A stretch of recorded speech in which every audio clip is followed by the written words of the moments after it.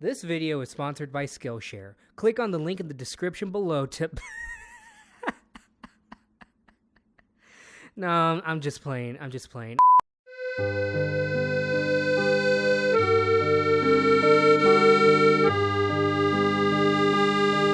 1995, in a grand and absolutely stunning university called Trinity in the heart of Dublin, Ireland, two male Irish literature students came together for the love of literature as a whole. One was fascinated with the lyrical and conversational James Joyce, and the other would favor the incredibly versatile Samuel Beckett. In the words of one of the two men, their meaning was described as thusly: "We were two American Jews in Dublin with no Irish roots of any kind, obsessed with literature and trying to find a functional gym in Dublin in 1995, which is not something that most Irish people in 1995 were all that preoccupied with. They both wanted to be professors, but Mr. Joyce realized that barely anyone would read his elaborate thesis on the famed author's works that he slaved over nights perfecting, and realized that he'd be happier, in his own words, writing about dragons." What a day for a day. George R.R. Martin hopped off of a slump in Hollywood of not getting any fame success as a screenwriter and on TV, as his concepts were too grand in scope and had to be downplayed to the point of a near neutering. And then she sees this huge tanker truck coming toward her. So she whips out the alien weapon and blows the shit out of it. And we're reaching the screening stage, and suddenly the network realizes something, and they say, wait a minute, what happened to the driver of the tanker truck? Well, she blew the shit out of him. He's dead. If she kills this teamster, this truck driver, the audience will hate her. No one will watch the show. They'll turn it off right there. Oh, I'm not going to watch a show about a murderer. And likewise, Martin's biggest novel at the time, The Armageddon Rag, was by all intents and purposes a commercial flop. Disenfranchised with the industry by and large, he vowed to write his own world with as many characters as he wanted, to give Tolkien a run for his money, with grand battles, dragons, and as big of a scope as only his mind would allow him. The story, an elaborate song of ice and fire. 10 years later, the two Irish lit grads sit down for a lunch meeting with Martin. They had become obsessed with the, at the time, 3 books in the Song of Ice and Fire series, as 2 more were on the horizon, and they soon had their eye for bringing the book series to life as a television series. An offer that Martin was no stranger to at the time, as many an executive with dollar signs in their eyes would make many offers with many different ways to execute it. The meeting had gone well, but then he had asked them a question about the lineage of one of the characters. The two Trinity alums answered earnestly, obsessed with the world, the lore, and the characters that Martin had created. And while the famed author didn't answer whether the answer was right or wrong, he simply smiled and tossed his napkin to the side. In 2011, a pilot aired based on the first book of the series, A Game of Thrones, for the first time. And the rest, as they say, is history. The two men's names? David Benioff and D.B. Weiss. Is that why much of the show is shot in Ireland? No, that was a happy coincidence. Game of Thrones, in its time, was the most successful fantasy series currently airing and received critical acclaim, and a large part of that was because of Benioff and Weiss's dedication to the works of George R.R. Martin, their passion and love for the series and the characters shown in every single minute of the show. And although it wasn't 100% faithful word for word, beat for beat, they knew how to adapt it just right for the TV screen. And they all collaborated carefully to ensure that Martin's world would be fully utilized to the best of their abilities, free of the constraints of modern television at the time, much in the same way that Martin liberated the chains that confined him in the world of fantasy literature. But that was then. Now, they've surpassed the material, and Martin hasn't released the hotly anticipated 6th book in the series, The Winds of Winter. But the show was at its critical and commercial peak, with millions of viewers tuning in to see all of these wonderfully utilized characters play the Game of Thrones. The passion was still there. The final season of one of the biggest cultural phenomenons was the event to top this year.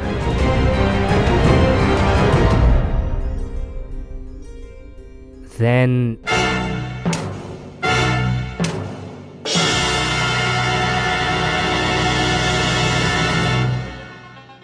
Yup, that's us. You're probably wondering how we got here. How did one of the most anticipated seasons of television history become so critically derided in just the span of 5 weeks? Why has the core audience, who had supported David Benioff and D.B. Weiss completely, turned coat and seemed to downpour a whole bunch of negativity and anger towards them? What happened to Game of Thrones? Teenage wasteland. It's only teenage wasteland. Now, before we start, this is important to note, and I'm probably starting off on a very controversial note here, but I do not blame HBO, the cast, the crew, or David Benioff and D.B. Weiss for how the show has become. They've had a tough act to follow, and going completely off the source material would be hard for anybody in their position. The fact that they managed to carry the same momentum after surpassing that is nothing short of a monumental feat. Do I think they're completely blameless? No. And that's something important to understand, and I'll get to it later. The whole season feels like Benioff and Weiss are suffering from creative burnout, and that's what we're going to be dissecting, because you don't just turn an entire fan base around without a damn good reason. For my money, there are 4 things wrong with the season: the episode count, character continuity, a priority over spectacle, and the creator's explanations.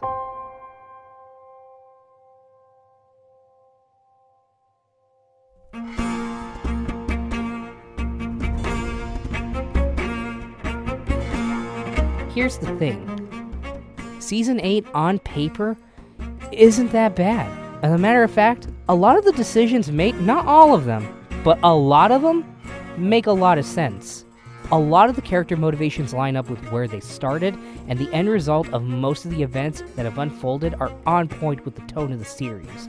The problem is the execution, which the whole of the season feels as if they just wanted to get to the end already. Up until Season 7, Game of Thrones operated on a 10-episode season, each about an hour long.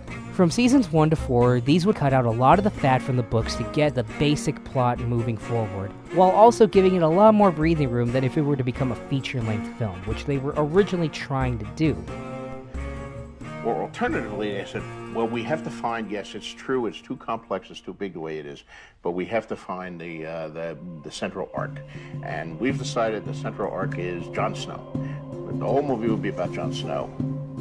Or the central arc is Daenerys. The whole movie will be about this exiled princess, and she gives birth to dragons, and that's what your movie is about. Well, that might be a good movie. That would be interesting, but it wouldn't be my story. My story is a combination of stuff.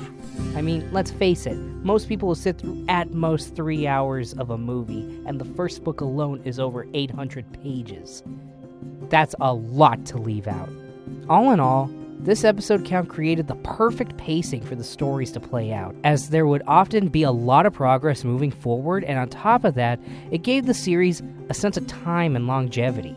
Characters would move from one side of the map to the other, and other characters would completely change over the course of the first 6 or 7 seasons. One good example of this is Jaime Lannister's journey. He leaves King's Landing near the end of Season 1 and doesn't return back until the very end of Season 3.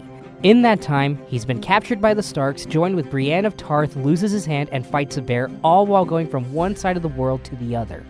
Not only that, but the episode count gives characters enough room for expanded development.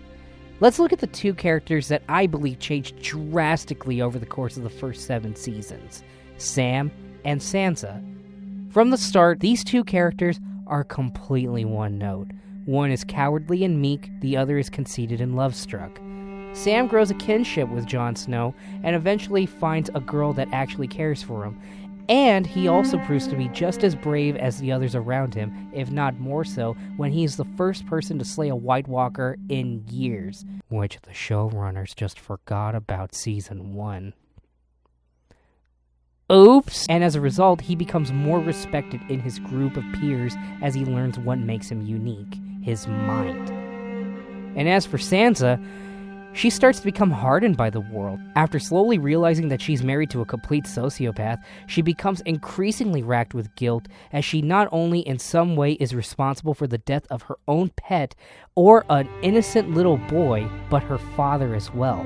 After finally escaping that hell, she is thrust into horrifying situation after horrifying situation, like living with her aunt in the mountains to being forced into the bed of...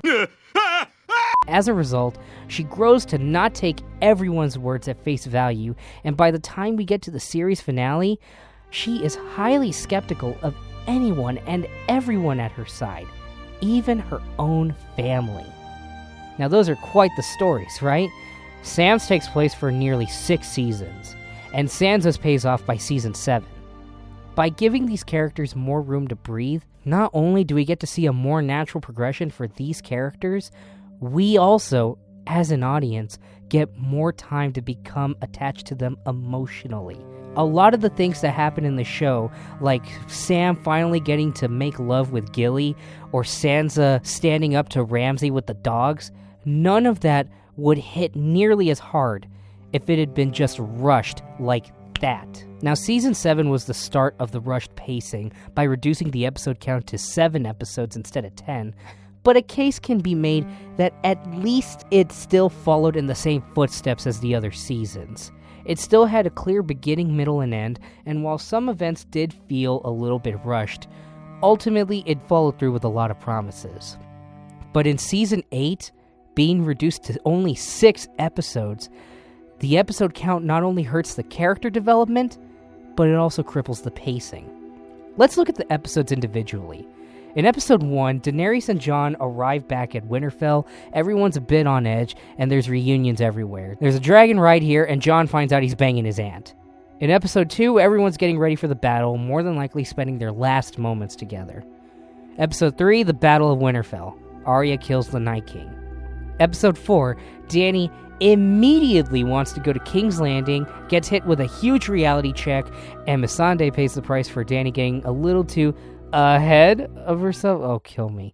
In episode 5, Dany kills Varys after he realizes she's fucking nuts. He gets charred, and Dany just decides to 9/11 all of King's Landing. How is it that at once, the whole season feels as if there's so much happening and yet so little is moving forward? Everything I just summed up, I only scratched the surface. I left out Arya's and Gendry's relationship, or Dany and Sansa butting heads, or even Sam finding out that his dad and brother got murdered by their murderer. Not only that, but everyone I've talked to says that the show feels as though it's lost its heart and soul, that something feels off. Here's the thing, the biggest overall complaint about this season is how rushed everything felt. I mean, you could make a drinking game out of how many times every video essayist and reviewer says the word rushed. We just rush past the biggest threat in the realm. Drink.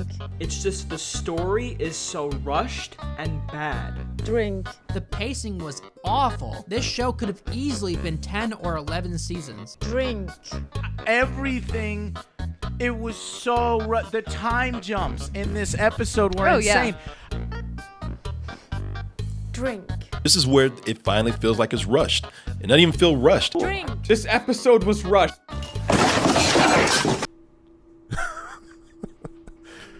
This sounds like a big old pile of shit. But I feel like a lot of people say how rushed it all feels, but don't talk about how it feels rushed. And the people that defend the show don't seem to understand why people are so upset. So let me try to break it down.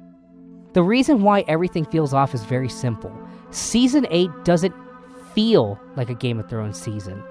Rather, it's more like 2 different seasons squished together into 6 episodes, if even. And likewise, the reason why the heart isn't there is because the season as a whole doesn't have an overarching theme. Each individual season of Game of Thrones has an overarching theme that makes the whole season feel more palatable for the audience to attach itself to.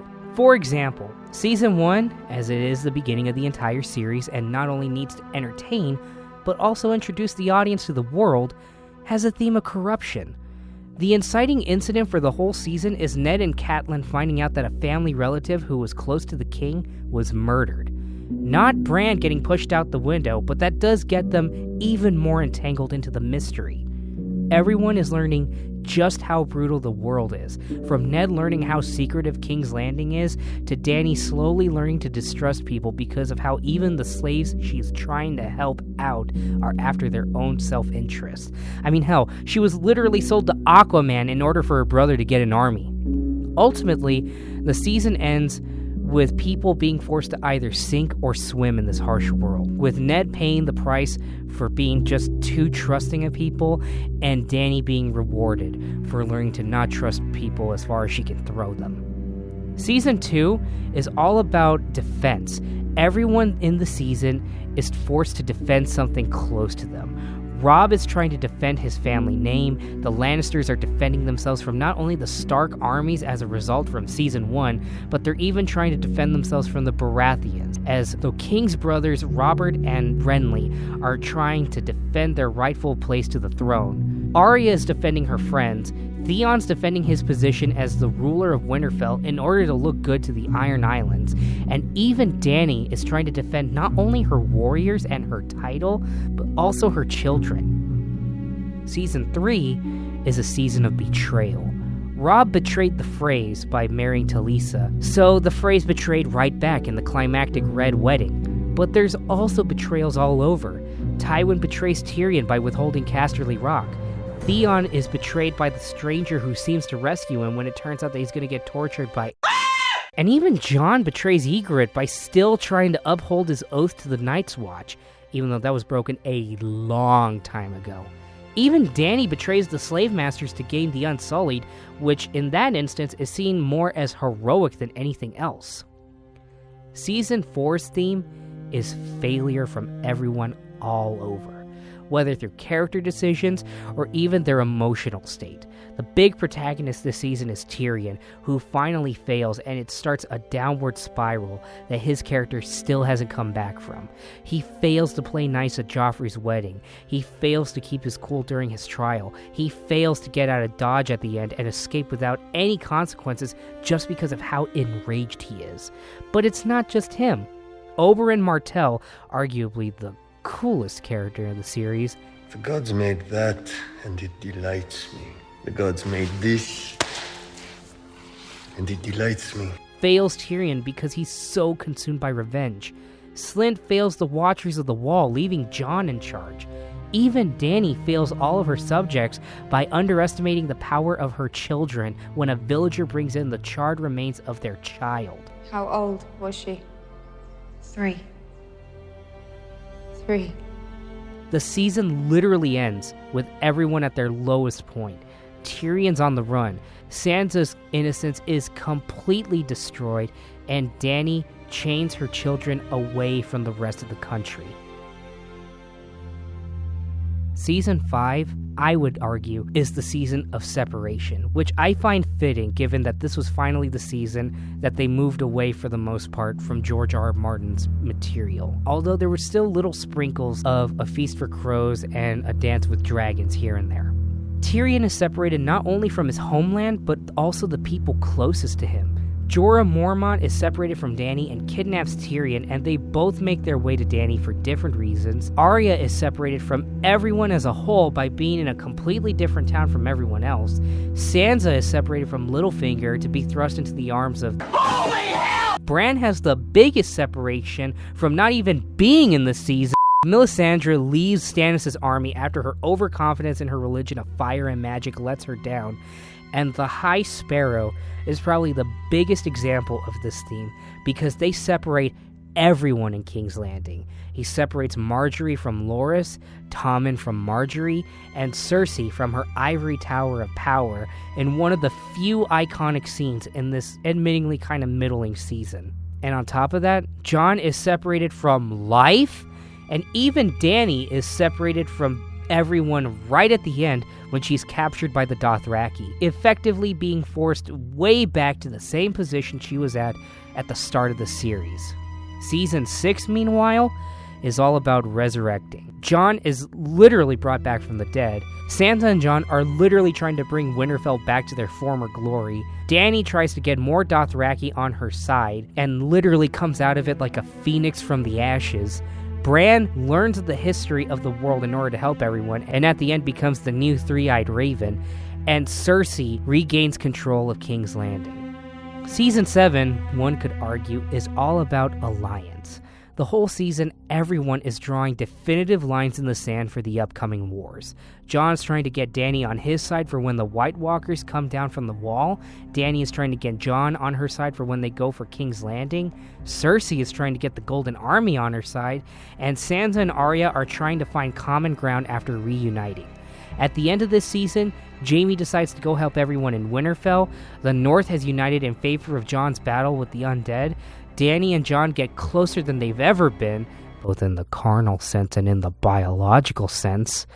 And the one trying to put a wedge in everything is ultimately killed. Now, that was a long summary of the rest of the series, but I did that to pose this question. What was the theme of Game of Thrones Season 8? Was it about the Battle of Winterfell and the futility of their suicide mission? Was it about uncertainty and everyone slowly starting to have doubts about what horses they decided to back? Or was it about isolation, with Dany alienating everyone with her increasingly selfish and psychopathic actions, and the Stark children learning of Jon's true heritage, as well as Jaime's arc with Brienne and Cersei? The answer is that it is everything I've said and none of it. The shorter episode count meant that these themes and ideas were not given the opportunity to be more fleshed out. I'm not saying there should have been a shorter episode count or shorter episode lengths. I'm saying there should have been at least 2 more seasons. This would have made things so much more bearable. One of the other big complaints that a lot of fans had is how the threat of the White Walkers, which was built up for the past 7 seasons prior, was incredibly anticlimactic because of the fact that there were only 6 episodes, and the reasoning why is twofold. 1, the White Walker threat isn't given a proper chance to breathe due to the pacing and the episode count, and 2, the fact of the matter is we've all become so desensitized with binge watching. Despite the fact that 4 of the episodes are about the length of a feature-length movie, the sheer fact that we have in our minds set that this is the final season and we are only ever going to get these 6 episodes, that sets a high expectation for the actions that are going to be happening in these episodes. So we expect plot lines to drag out, and we expect them to be delivered in not a satisfying way, but in a cohesive way. The sheer fact that we're watching them as episodes of an overall season makes everything feel rushed inherently. Now, I understand that Benioff and Weiss were anxious as hell to move on from the story, but imagine if, hypothetically, there was a Season 8 and a Season 9. Season 8 would focus on everyone getting scared with the White Walkers. The season would be about fear and everyone revealing their inner nature. Dany would try to build up friendships with everyone in Winterfell, but no one is budging because of her situation with the Tarleys. Maybe have an episode about Tormund and the others trying to make their way back to Winterfell, racing against the clock. Or, another idea, maybe dedicate an entire episode of Arya going out to the house at the beginning of the season where the White Walkers flayed that kid, and have her barely escape with her life. That way, not only is she not completely invincible during the first half of the Long Night, but it brings some much more needed stakes with her role in the episode. Imagine if this scene from The Long Night was basically the climax for an entire episode. Now, before you say, well, that can't be done, because what makes Game of Thrones so unique is that they follow multiple characters at the same time. Well, that's not exactly true, and it's happened more than a handful of times in the series. The Watchers of the Wall and Blackwater all completely take place in the point of view of the characters involved in those plot lines. Imagine if The Long Night was episode 9 in a 10-episode season, and then The Last of the Starks was the season finale. Then we're reminded, oh fuck, Cersei's been preparing. Sure, it would be a big fake out, but wouldn't that have been an insane way to end the season? With Missandei captured, a dragon dead, and Jaime chilling out with Brienne at the end? I would have counted the days until the 9th season. Then the 9th season would follow Dany's descent into madness, with Missandei being captured being an entire plotline, trying to plead with reason to get Cersei to surrender, but she tortures her, which makes Missandei's plead at the very end to burn them all so much more impactful as a character moment. Her completely destroying every ounce of hope and innocence and sanity that Missandei had, just ultimately deciding, you know what, fuck these people. We would understand why Dany reached the point where she just decided to set fire to everything. And you know what? I bet you anything that people wouldn't complain about how fast the White Walkers were defeated or how quick Dany's turn to evil was. But here's the thing. You guys already know this. This has been the most prevalent issue ever since the season even premiered. It wasn't just, oh, the episode count is shorter. It wasn't just, oh, the writing is bad. The problems with Game of Thrones Season 8 extend far beyond bad writing or poor episode pacing or even a shorter episode count. No, for the issues that stem in Game of Thrones' final season, you have to look even deeper. You have to look into something that not a lot of people take the time to notice whether or not it's wrong or not. We have to take a look at character continuity. What is that? Well, I'll tell you more about it in the second video.